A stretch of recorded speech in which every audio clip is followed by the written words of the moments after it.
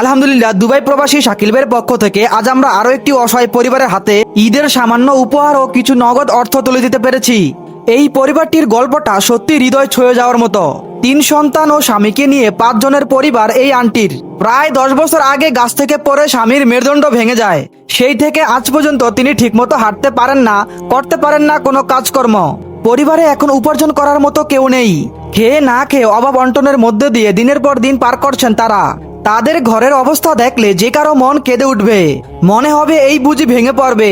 ঘরের ভিতরে দৃশ্য আরো বেশি কষ্টের, যেন অভাবের নীরব সাক্ষী হয়ে দাঁড়িয়ে আছে প্রতিটি কোণা।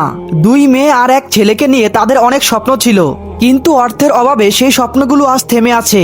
অর্থের অভাবে তাদের ঠিকমতো পড়াশোনা করাতে পারছেন না। আমাদের এই ছোট্ট প্রচেষ্টা হয়তো তাদের জীবনের কষ্ট দূর করতে পারবে না, তবে অন্তত ঈদের এই সময়টাতে তাদের মুখে সামান্য হাসি ফুটাতে পারলেই সেটাই আমাদের জন্য সবচেয়ে বড় প্রাপ্তি। আসসালামু আলাইকুম আন্টি, আপনার পরিবারের কষ্টের কথা শুনে দুবাই প্রবাসী শাকিল ভাই আপনার পরিবারের জন্য কিছু ইচ্ছামগ্রী এবং কিছু নগদ টাকা পাঠিয়েছেন। আপনি ভাইয়ের জন্য দোয়া করবেন। যে আমার সাহায্য করছে হের জন্য মন খুলে দোয়া করি, হের জন্য আল্লাহ শান্তি রাহে, বালা রাহে, অনেক সুস্থ রাহে।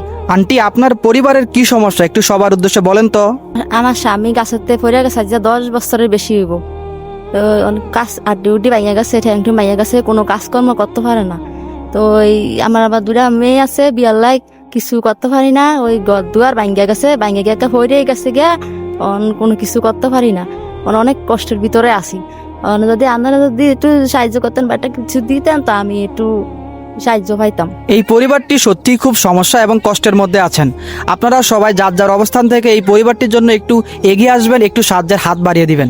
পরিবারটির ঠিকানা হলো চাঁদপুর হাইমচর 3 নং দক্ষিণালগি ইউনিয়নের 3 নং ওয়ার্ড 27 নং স্কুলের কাছে হাওলাদার বাড়ি।